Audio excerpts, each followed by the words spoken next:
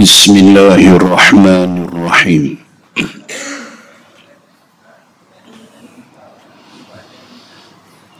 Assalamualaikum warahmatullahi wabarakatuh.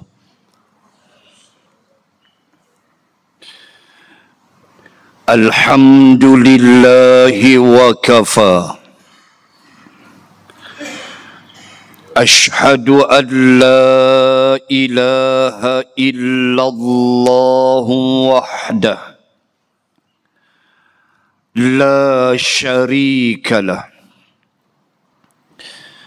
wa ashhadu anna sayyidana Muhammadan abduhu wa rasuluh. Allahumma salli wa sallim ala rasulillah wa ala alihi wa sahbihi wa man walah. Subhanaka la ilma lana illa ma 'allamtana innaka antal alimul hakim.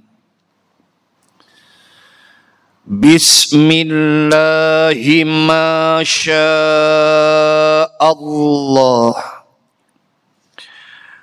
La hawla wa la quwwata illa billah al-aliyyil azim. Amma ba'd. Muslimin dan muslimat rahimakumullah. Al-Fadil Tuan Imam telah membacakan pada solat maghrib sebentar tadi surah yang dinamakan surah Az-Zukhruf. Surah yang ke-43 selepas surah Asy-Syura, sebelum surah Ad-Dukhan, duduk pada juzuk yang ke-25. Poin besar yang ingin saya sampaikan sebagai tajuk pada malam ini ialah bagaimana Al-Quran yang diturunkan oleh Allah, di antara isi kandung Al-Quran adalah Al-Quran memaparkan kepada kita siri-siri dialog di dalam Al-Quran. Dan di antara surahnya adalah yang dibaca tadi, surah Az-Zukhruf. Dan di sana terlalu banyak bentuk-bentuk dialog yang ada di dalam Al-Quran untuk kita jadikan i'tibar dan pengajaran. Ada di antara jenis ayat-ayat Al-Quran dialog di antara ahli neraka sesama ahli neraka. Ahli neraka menyembang sesama mereka dalam keadaan masing-masing melaknat sesama mereka. akad maki seorang sikit kerana masuk neraka. Ada di antara ayat-ayat dialog ahli neraka dengan malaikat penjaga neraka. Itu dalam surah Az-Zukhruf, yang walaupun ayat dia tak sampai Tuan Imam baca, tapi ayat 77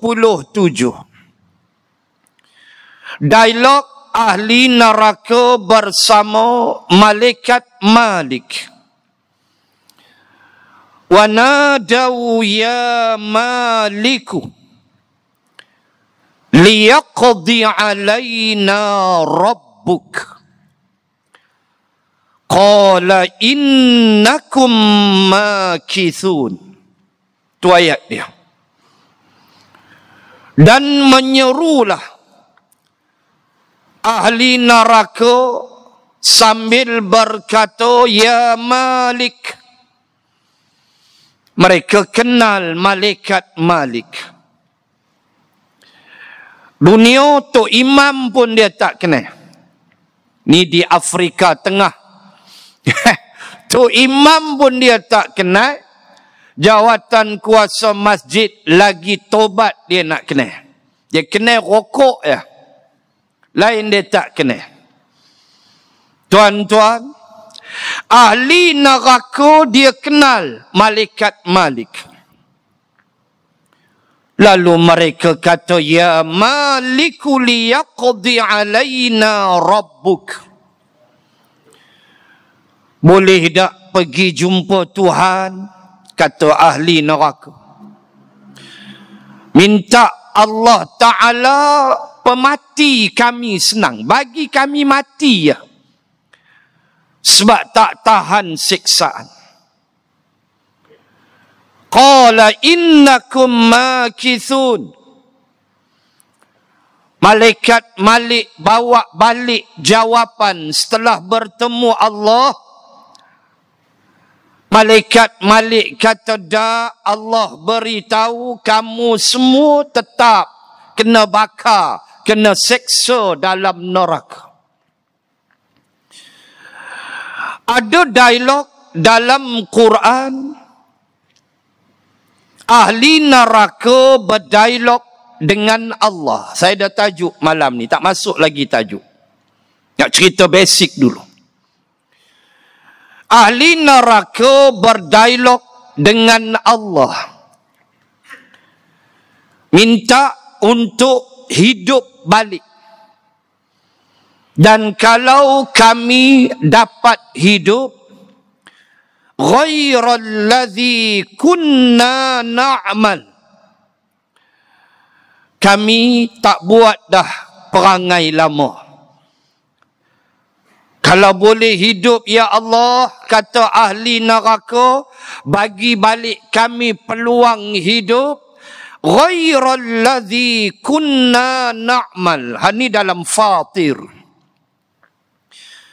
Kami tak buat dah perangai lama, perangai huduh. Terlambat dah, tak ada masa. Ada dalam Quran dialog antara ahli syurga sesama ahli syurga. Sama-sama ahli syurga menyembah. Fi jannatin yatasaalun. Dalam syurga mereka sembang menyembang. Mereka dihimpunkan sekali dengan zurriyatihim wa azwajihim, dengan pasangan-pasangan, dengan zuriat keturunan, sampai kita tak kenal semua zuriat kita dihimpun oleh Allah di dalam syurga. Kita mati dah. Masuk syurga mai budak seorang. Dia kata, Tok Wan ni, saya ni cicit lapis ke-16. Dia kata, aku tak kenal hang. Dia kata, saya kenal Tok Wan isap rokok. Dia abak lagu tu. Pergi tuan-tuan, dalam syurga. Ni Allah himpun. Ya Allah, ya Tuhan, kita mati dah. Cucu cicit berkembang, syarat beriman, jumpa dalam syurga. Kita tak kenal di dunia. Dia mai. Ini janji Allah. Allahu Rabbi. Dan ada dialog. Ini tajuk saya malam ni. Dialog ahli syurga dan ahli neraka. Dialog ahli syurga dan ahli neraka. Tajuk kita malam ni. Surah mana? Kejap lagi. Tuan-tuan muslimat. Memanglah dalam kaedah menghafaz Al-Quran. Tanyalah siapa yang hafaz Quran. Di antara surah yang agak lama sikit nak habis ialah surah Yusuf alaihi salam. Kenapa? Sebab banyak dialog. Dia start di awal surah.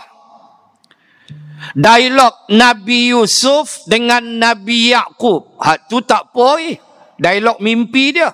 Hak tu no problem. Simple. InsyaAllah boleh pi. Dia pergi ke depan sikit. Dialog abang-abang hak kawak Abang long, abang ngah yang buat satu onar untuk pertama uqtulu Yusuf. Bunuh Yusuf. Mereka mesyuarat tu. Tu mula nampak susah sikit dah. Habis tu dia main dialog. Dialog lakonan dia panggil. Waja'u abahum isya'an yabkun. Dialog bermula dengan air mata pembohong.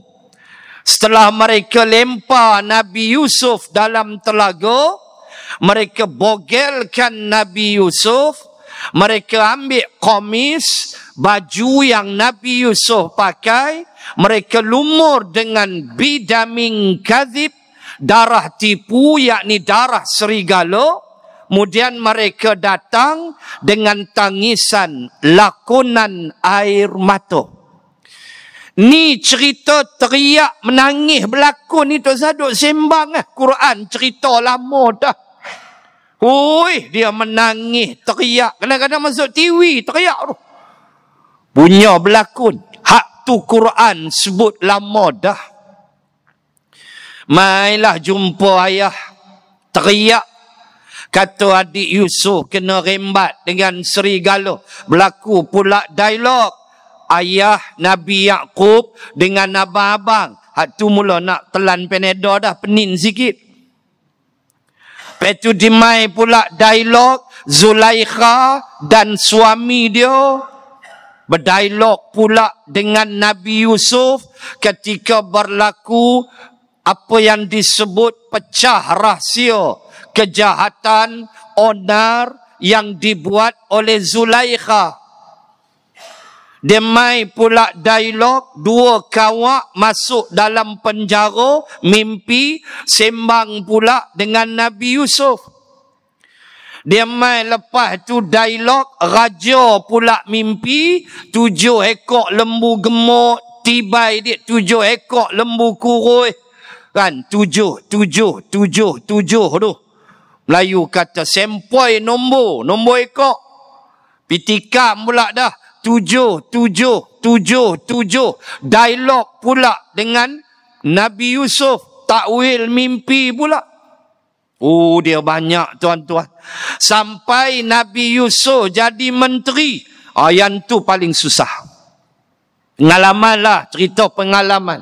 Bila Nabi Yusuf dah jadi menteri, itulah yang bagi saya dialog paling susah kita nak hafaz. Tapi boleh insya-Allah. Isyak okok lambat sikit. Tapi boleh. Bila adik-beradik datang nak minta makanan, fi rihalihim, gandum apa semua, sampai tahap Nabi Yusuf pasang perangkap, meletakkan apa dipanggil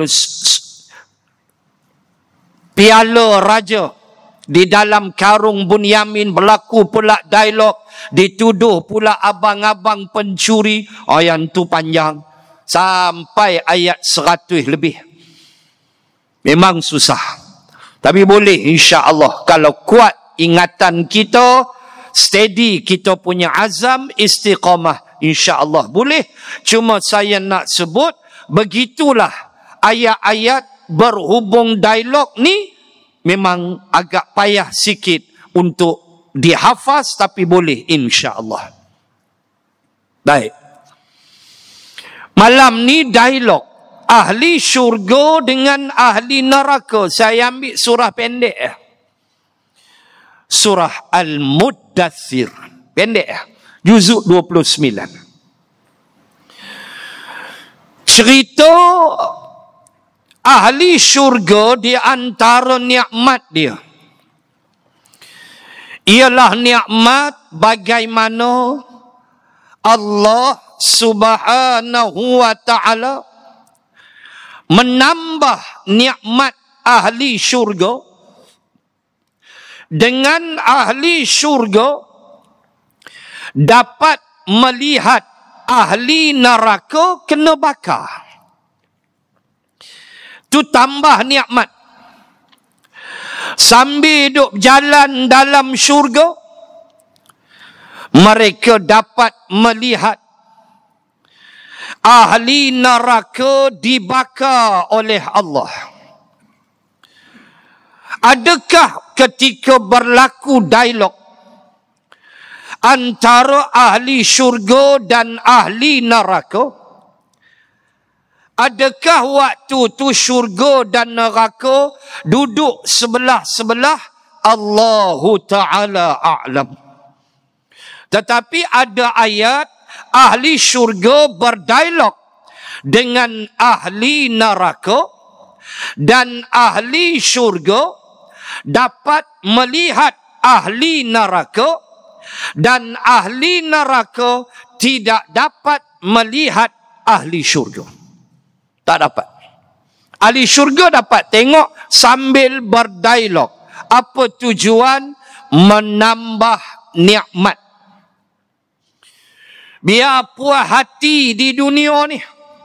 Dengan letih kita, dengan jihad kita, dengan istiqamah kita, Allah bayar dengan syurga. Biar puas hati, Allah tambah lagi nikmat, dapat tengok ahli neraka kena balun, supaya menambah nikmat sebagai ahli syurga.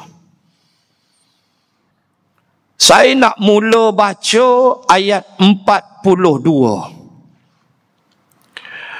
Ketika ahli syurga bertanya kepada ahli neraka, ma salakakum fi saqar. Start ayat tu. Ayat 42. Ahli syurga tanya, kenapa masuk neraka saqar? Allah Ta'ala sebut terus.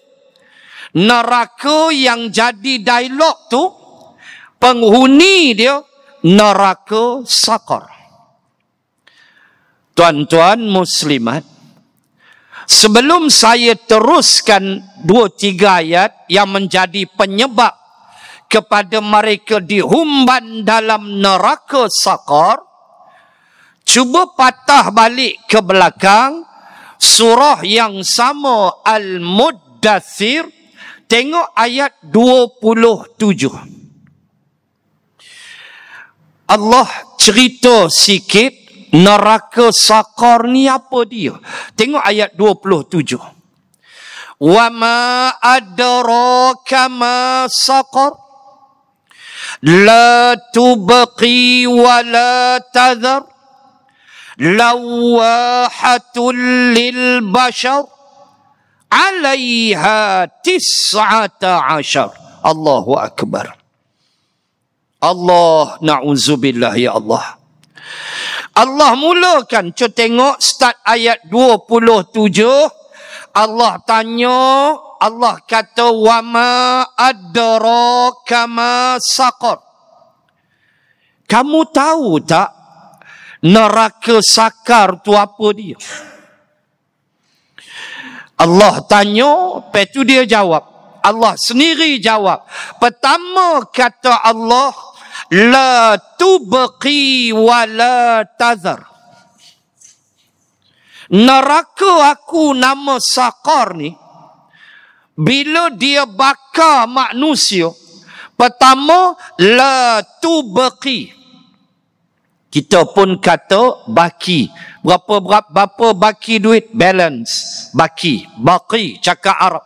Ba, qaf, alif, maqsurah. Ya, tak ada titik. Baqi. Bila dia bakar tu tak tinggal baki lah. Senang faham. Wala tazar. Dan bila dia bakar, ayat 28, bila dia bakar, bukan sekadar dia tak tinggalkan, habis semua dia sapu, tapi tu, wala tazar. Maknanya, bila Allah bakar tu, dia tak mati terus. Macam ni lah. Macam musuh kena tangkap. Lepas tu spy yang tangkap ni seksa musuh tu. Macam tu. Macam mana musuh tu kena seksa? Tak dibunuhnya terus. Dibakarnya dulu, katalah kaki, contoh. Menjerit-jerit kawan tu. Seronok tengok ramai-ramai tepuk tangan. Cucuknya lah pungkok kawan tu. Ditariknya lah bulu hidung kawan tu. Hak tu tak apa lagi. Ambil pisau toreh. Dia bagi seksa dulu. Itu wala tazar. Dia tak mati terus. Menderita. Tu yang Allah kata dalam suratul A'la. La yamutu fiha wala yahya. Wala yamutu fiha wala yahya. Nak kata mati macam hidup. Lu ingat mati dah, tapi duk menguit lagi. Nak kata hidup macam mati dah. Begitu. Tu ayat 28. Ayat 29 Allah kata lawahatul lil bashar. Kalau setengah tafsir dia kata neraka Saqar. Setengah tafsir dia sebut akan bakar kulit. Setengah tafsir dia sebut akan menyiat-nyiat kulit kamu. Lawahatul lil bashar. Macam mana kulit disiat? Kulit disiat. Sakit dia taruh mana? Kulit kena siat. Na'udzubillah. Allahu Akbar. Dan Allah kata, alaiha, atas neraka Saqar itu, 19 penjaga dia adalah 19 malaikah. Kena sebut had 9 dulu, baru sebut 10. A'dad wa ma'dud dalam bahasa Arab. Kena sebut 14, sebut 4 dulu. Arba'ah wa ashar. 14. Salasa wa ashar. 13. Isnani wa ashar. 12. Wahid wa ashar. 11. Kena sebut hak kecil dulu. Maka bila Allah kata 19, bukan 910. Ini basic mengira. Iaitulah 19. 19 penjaga neraka Saqar. Nak lari mana? Na'udzubillah ya Allah. Baik. Sekarang patah balik pi ke depan ayat 42 tadi. Saya nak baca 3 ayat lagi. Kenapa jadi penghuni neraka Saqar? Ini dialog. Secara jujurnya disebut oleh penghuni neraka Saqar untuk jadi pedoman kepada kita. Maka bila ditanya, Ma salakakum fi saqar? Kenapa kamu masuk neraka saqar? Maka dijawab pertama, qalu, mereka menjawab, lam naku minal musallin. Kami dulu tidak sembahyang solat. Kami dulu tidak solat. Meninggalkan solat dengan sengaja. Lepas tu dah tahu berdosa, tiada inisiatif untuk mengqadhakan balik solat-solat yang ditinggalkan dengan sengaja. Relax aja dia. Na'udzubillah. Dalam keadaan solat ni tuan-tuan, muslimin muslimat, adalah ibadah yang paling tua di dalam sejarah tamadun manusia. Semua rasul-rasul diperintah untuk bersolat. Contoh, Allah menceritakan, lagi saya baca ayat dia. Allah menceritakan kisah Nabi Musa alaihi salam. Ketika Nabi Musa bergerak pulang daripada Madian. Madian di Jordan, kampung Nabi Shu'aib alaihi salam. Baca suratul Qasas, kisah Nabi Musa meninggalkan Mesir ketika diancam bunuh oleh Fir'aun, dan Musa telah melarikan, membawa dirinya, dalam bahasa sedap kita sebut hijrah. Musa itu berhijrah ke mana? Ke Madian, ke Jordan. Dan akhirnya dia berkahwin dengan salah seorang anak Nabi Shu'aib, namanya Safurah. Mahar mas kawinnya 10 tahun mengembala kambing, menjaga tanaman dan kambing-kambing Nabi Shu'aib. Itulah mas kawin dia. Habis 10 tahun, Nabi Musa minta izin untuk pulang ke Mesir untuk membebaskan Bani Israel. Maka diizin oleh ayahnya Nabi Shu'aib. Kita nak sebut solat. So bergeraklah. Tuan-tuan boleh baca An-Namlu, tuan-tuan boleh baca Al-A'raf, tuan-tuan boleh baca Taha. 3 surah cerita ni. إِذْ قَالَ مُوسَى لِأَهْلِهِ إِنِّي آنَسْتُ نَارًا. Al-ayah. Ketika dia berjalan daripada Jordan, jalan, kata Ibnu Katsir, merempuh padang pasir, tiba-tiba di suatu malam, Nabi Musa tersesat di padang pasir. Sesat, kata Ibnu Katsir. Maklumlah tuan-tuan, waktu tu tak ada haji wazir, boleh wis. Tak ada. Tak ada.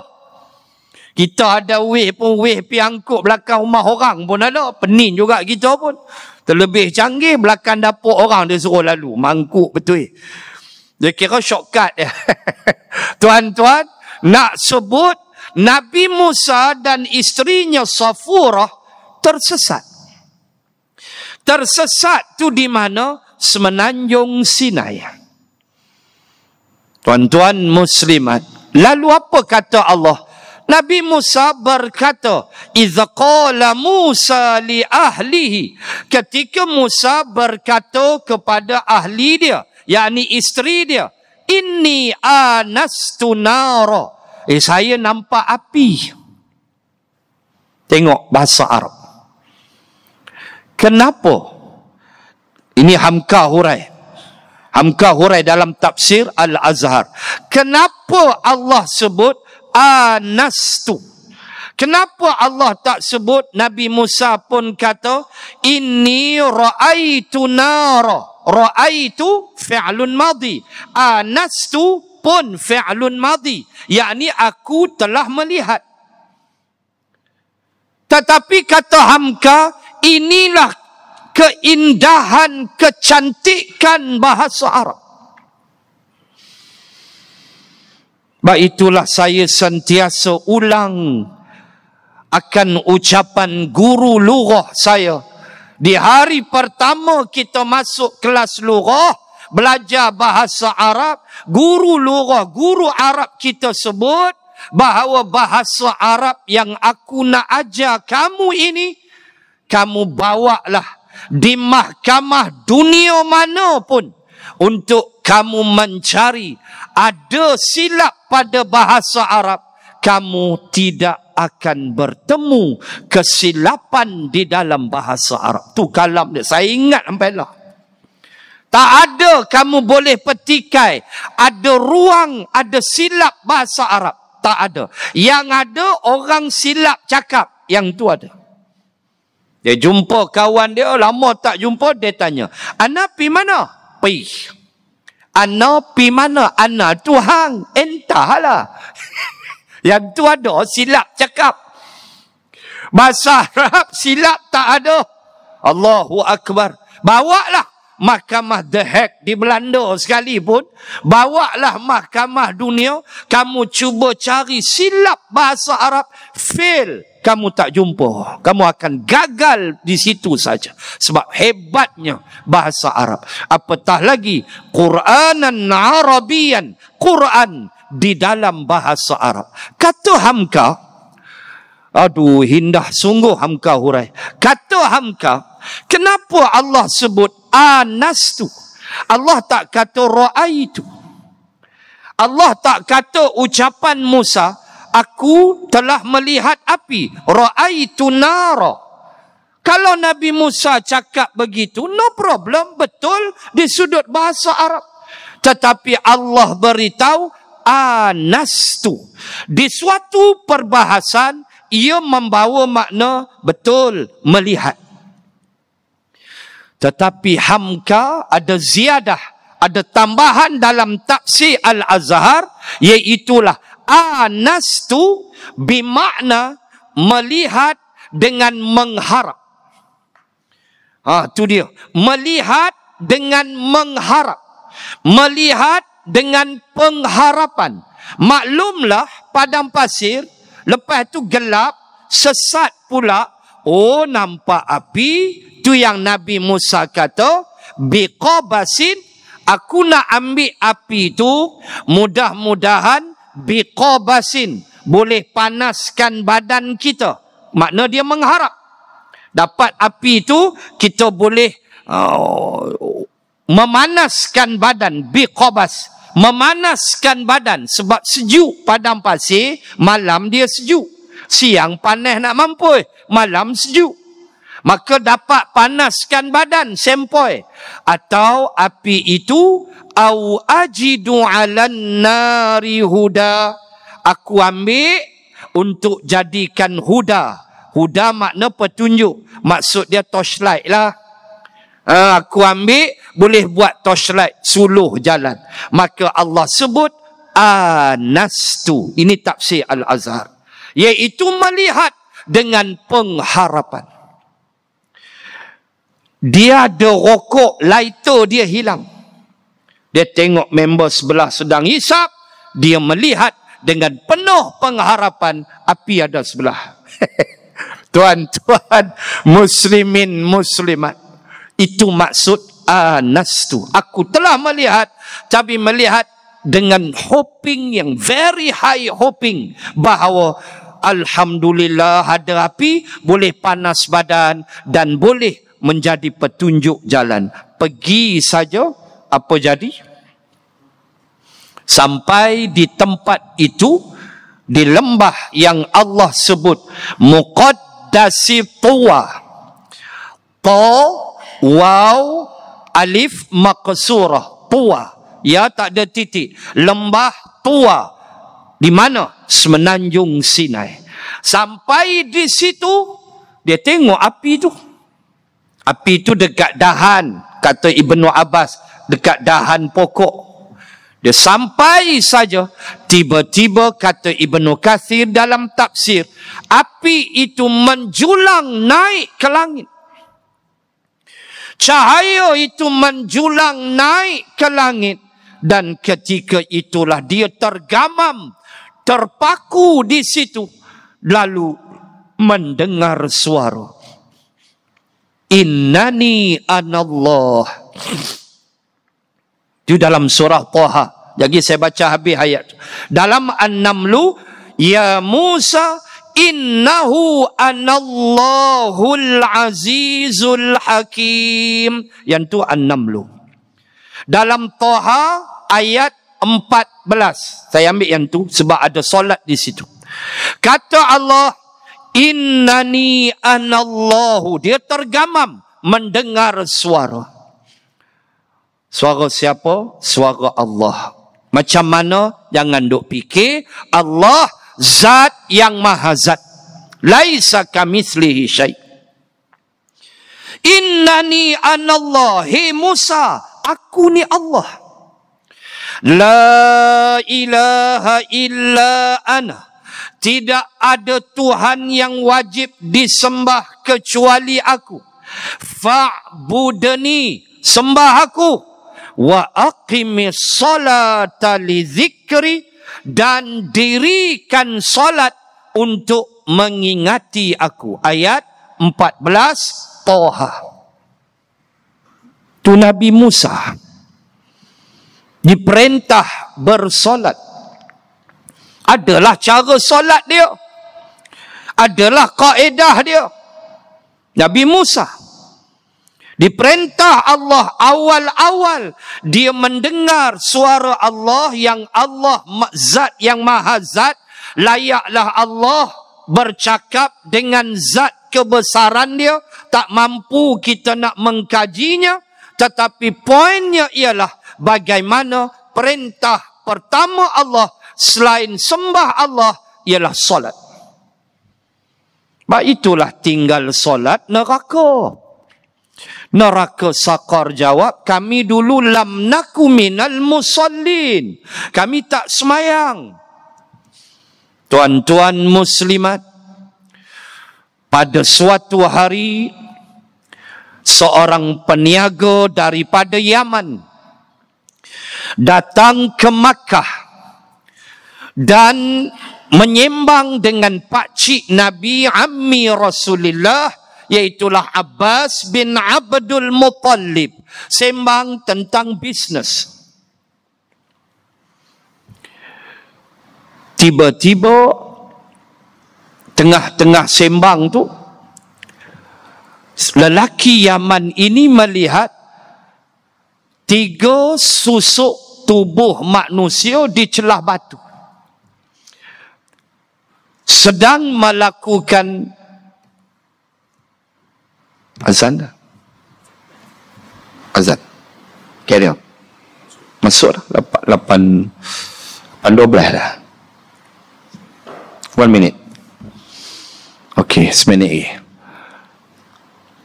Sedang melakukan satu upacara ritual yang dilihat oleh peniaga Yaman ini di Makkah. Lalu dia tanya pada Abbas, pakcik Nabi, ni siapa ni?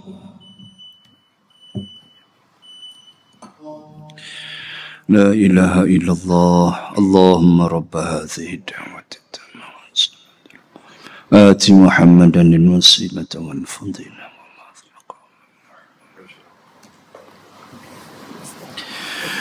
Muslimin dan muslimat rahimakumullah. Lalu peniaga Yaman ini bertanya kepada Sayyidina Abbas, yang masa itu belum Islam lagi, dan ini peringkat Makkiyah. Tanya tu siapa 3 orang dan tengah buat apa? Lalu Sayyidina Abbas melihat, oh, dia kata yang lelaki itu adalah anak saudaraku, nama dia Muhammad. sallallahu alaihi wasallam. Yang perempuan itu isteri dia nama Khadijah. Dan yang kecil itu, yang seorang budak tu juga anak saudara aku, sepupu dia nama Ali. Mereka sedang melakukan suatu peribadatan. Kami pun tak tahu, kata Abbas.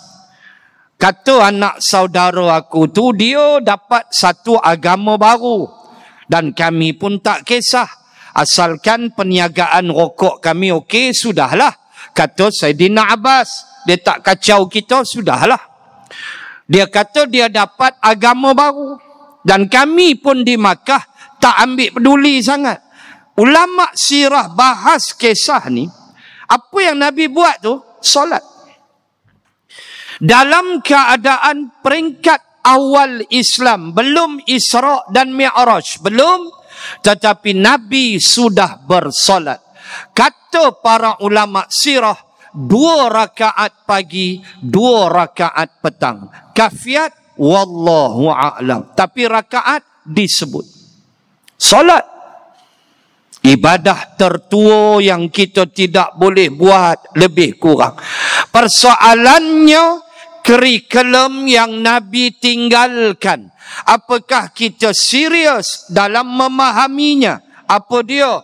7 tahun anakmu kena solat. 10 tahun fayadribuhum, pukul. Apakah kita serius dalam bab ini? Itu saja kita kena jawab dengan Allah. Adakah anak kita dah 7 tahun, dia tahu solat ini mesti buat, wajib. Walaupun kita tahu 7 tahun, faham-fahamlah solat dia. Kalau solat sunat tarawih, umur dia 7 tahun, dia akan bersama pada takbiratul ihram rakaat pertama. Ketika imam membaca Fatihah, dia hilang. Ini tarawih. Dan dia akan kembali rakaat 20. Dia akan kembali rakaat 20. Dan dia kembali itu dalam posisi sujud. Dia masuk tu sujud terus. Habis semayang, Tok Wan dia tengok cucu aku bagus. Dia tak tahu kawan tu duk perhabis cendoi 20 rakaat di belakang. Duk sembang baju raya. Duk sembang kuih raya. Duk sembang cuti sekolah bila. Umur apa tu? 7 tahun. Tak apa. 70 tahun buat lagu tu. Nampak kolam tu. Rendam sang tu. 70 tahun perangai huduh lagu tu. Pi rendam dalam kolah. 7 tak apa. Dia main-main. Dia semayang lebih kurang. Fatihah dia pun baca. Dia jadi imam pun ada punting kat mulut kan. Gambar budak-budak pasti. Punting kat mulut tapi jadi tok imam. Kemas sungguh. Imam apa isap punting. Tapi nak sebut diajar begitu. 10 tak semayang, pukul. Kita ambil tak kurikulum? Tanya diri kita. Ini Nabi tinggalkan tuan-tuan. Kurikulum Rasulullah. Hadis Nabi sebut sahih. Kita tinggalkan yang ini, siap anak kita jadi apa? 10 tahun kita biar, tak pukul dia. Dia liar. Mai 30 tahun dia tak semayang lagi. Kita pun try nak pukul dia, dia karate kita celah tangga. Umur waktu tu dah 70, baru anak teguk dia. Dia sekolah dulu kadet bomba. Dia karate, syahid celah tangga, ambulan mai, ambil hang. Nak pukul umur 30, tak ada pasal 10. Ni Nabi ajar. Berapa ramai yang serius bab ni? Tanyalah diri kita masing-masing. Kita pukul anak sebab anak fail exam di sekolah. Kita marah, kita pukul, anak tak berguna, perhabis duit. Tapi berapa ramai mak ayah yang boleh pukul anak di umur 10 sebab malas semayang. Sedangkan ini adalah kurikulum ajaran yang Rasulullah tinggalkan. So jangan buat lebih kurang. Solat ialah yang pertama ditanya di bumi mahsyar. Dan tak solat juga penyebab neraka sakar. 1. 2. Ayat 44 selepasnya.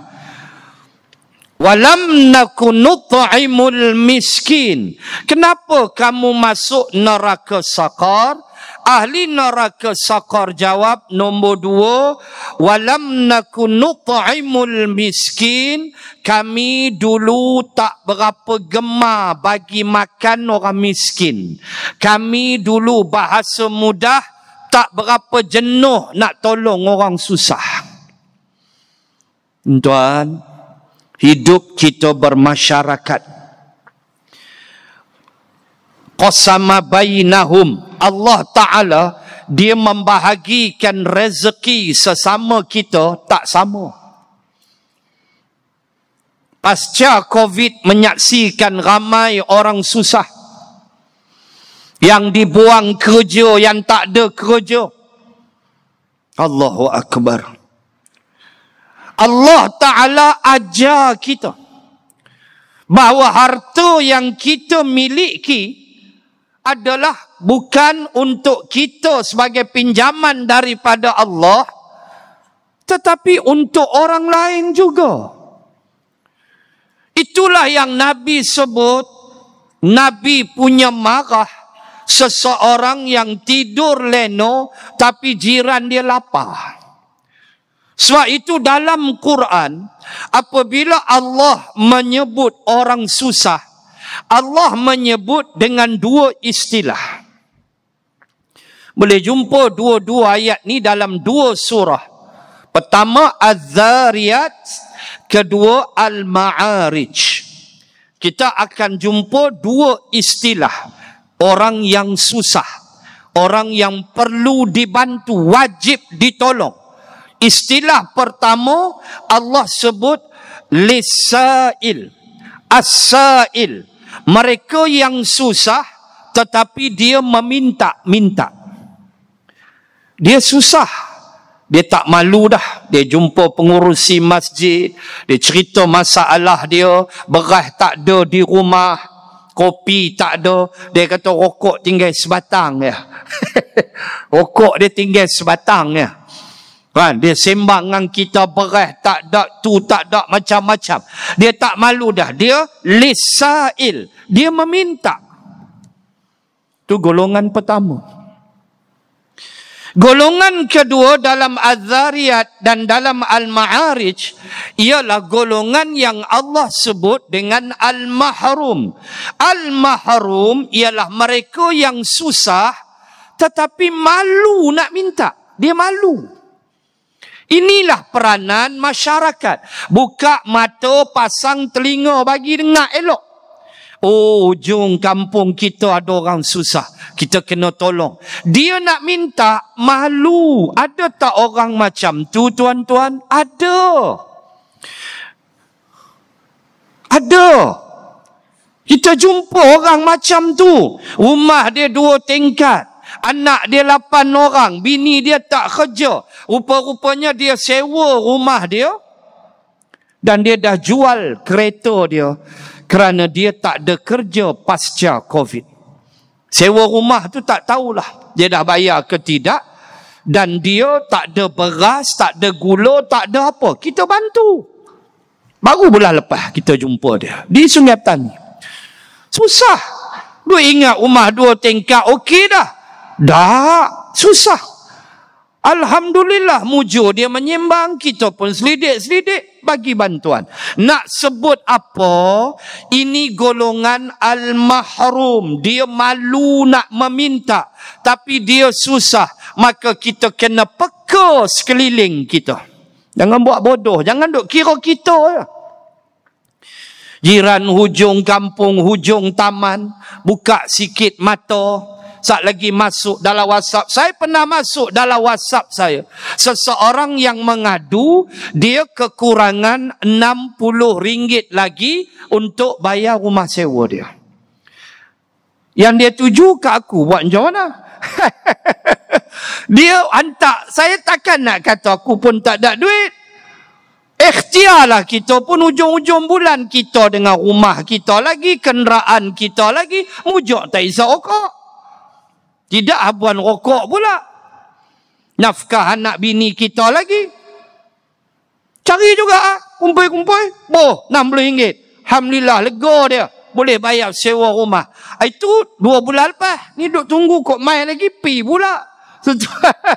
Kita nak sebut, orang susah ni ramai. Kita kena buka mata. Kita kena faham bahawa golongan ini Allah sebut dalam Quran. Mereka al-mahrum. Mereka susah tapi mereka rasa tebal muka nak pergi minta. Hak satu lagi dia tak peduli dah. Dia minta. Tak apa. Allah raikan dua-dua golongan. Yang penting kita macam mana? Tu dia. Tambah masjid kan dengan duitnya, dengan qaryah. Lagi kena buka mata. Dan kita memanglah kita buat program-program masuk kampung bulan Ramadan. Kita buat. Pikui beras, pikui tepung, apa semua. Kita buat. Alhamdulillah. Tetapi Allah peringatkan manusia yang tak suka. Walam nakun nut'imul miskin. Tak minat. Tak ada langsung satu gairah. Nak tolong orang susah. Siap. Aku bakar dalam neraka sakar. Tu dia hidup. Mesti tolong menolong. 2. Dan yang ketiga. Wa kunna nakhudhu ma'al khaidin. Kami ni dulu, kata ahli neraka sakar, kami waktu hidup, kami terlibat dengan kebatilan. Kami bercakap-cakap benda batil. Kami bertindak dengan kebatilan. Kami duduk bersama orang-orang yang batil. Na'udzubillah. Baik itu kena bersama orang yang soleh. Baik itu kena bersama dengan orang yang baik. Kata Imam Syafi'i, aku mencintai orang yang baik. Kata Imam Syafi'i. Walaupun aku kadang-kadang tidak dapat meniru perangai mereka. Tetapi aku mencintai mereka. Mencintai itu sesuatu yang dituntut di dalam syarak. Dan orang-orang yang terlibat di dalam kebatilan, mereka mesti menyadari bahawa kebatilan mereka tidak akan bertahan lama. Hujung dia kemusnahan. Kena ingat tu. Kebenaran pasti terserlah. Percayalah. Kebenaran pasti akan terserlah. Kita selalu menyebut bagaimana Nabi Yusuf alaihi salam menanti puluhan tahun di balik tembok untuk melihat hadirnya kebenaran bahawa dia bersih. Orang itulah yang salah. Zulaikha lah yang salah. Perempuan yang waqatta'na aydiyahun. Perempuan-perempuan yang telah melukakan jari mereka. Mereka lah yang salah. Lama mana Nabi Yusuf tunggu? Puluhan tahun. Qalat imra'atul azizil ana hashasal haq. Ana rawat an nafsihi wa innahu laminas sadiqin. Subhanallah. Penghabis dia Allah beritahu. Zulaikha sendiri buka mulut. Zulaikha kata, bang, cek lah yang gatai. Cek lah yang gatai bang. Oi, cek nak habak. Cek lah yang goda dia. Dan cek nak beritahu. Wa innahu laminas sadiqin. Sesungguhnya dia, Yusuf itu orang yang benar. Lama mana Nabi Yusuf tunggu? Di balik tembok. Hak banduan dengan dia tu keluar dah. Yang seorang jadi fayasqi rabbahu khamra. Jadi pelayan diraja. Yang seorang kena bunuh, disalib, dimakan kepala dia oleh burung. Sebagai takwil mimpi. Nabi Yusuf duk tinggal lagi. Menanti kebenaran ditentukan oleh Allah. Sebab sifat benda benar macam itulah. Dia tetap akan diapungkan Allah ke permukaan. Walaupun nampak macam tenggelam. Tetapi kebatilan, walaupun nampak macam dinaikkan oleh manusia, sampai masa dia akan tenggelam. Percayalah. Sebab itulah neraka sakar ahlinya kata, kami dulu wa kunna nakhudu ma'al khaidin, kami dulu adalah pejuang kebatilan. Muslimin dan muslimat, inilah 3 golongan yang menjadi penghuni neraka sakar. Dan ayat-ayat yang boleh dirujuk bermula ayat 42, 43, 44 dan 45 surah Al-Muddathir, yang menceritakan dialog di antara ahli syurga dan ahli neraka sakar. Semoga Allah melindungi saya, tuan-tuan muslimat, anak cucu keturunan kita daripada dibakar di dalam neraka, amin ya rabbal alamin, dan dihimpunkan semuanya di dalam syurga, dan kita termasuk di dalam doa malaikat penanggung arash, Rabbana wa adkhilhum jannati adnin allati wa'adtahum wa man salaha min abaihim wa azwajihim wa dhurriyyatihim innaka antal azizul hakim. Itulah doa malaikat yang menanggung arash. Pada ayat 8 surah Ghafir, Allah Ta'ala sebut doa malaikat yang tanggung arash. Mereka berdoa, wahai Tuhan kami, masukkanlah mereka itu, yang beriman itu, yang bertaubat itu, ke dalam syurga Adn.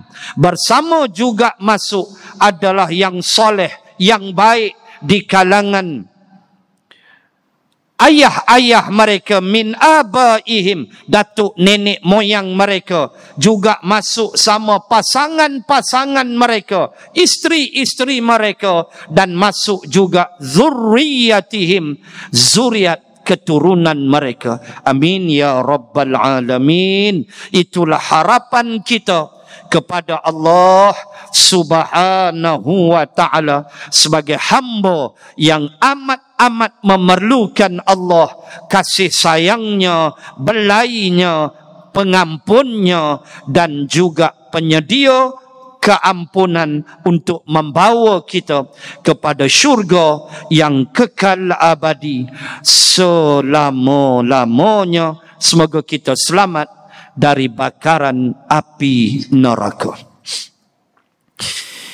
A'udzu billahi minasy syaithanir rajim. Bismillahirrahmanirrahim. Alhamdulillahi rabbil alamin. Assalatu wassalam ala rasulillah wa ala alihi wa sahbihi ajma'in.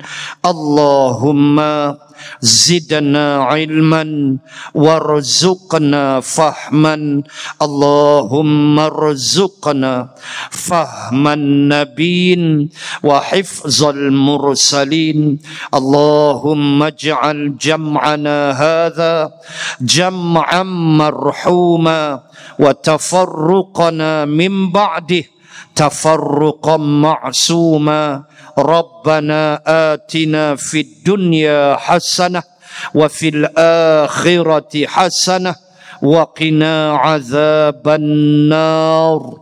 Wa sallallahu ala rasulillah wa ala alihi wa sahbihi wa baraka wa sallam. Walhamdulillahi rabbil alamin. Subhanaka Allahumma wa bihamdik, nashhadu an la ilaha illa ant, wa nastaghfiruka wa natubu ilaik. Wallahu a'lamu bis-shawab. Assalamu alaikum warahmatullahi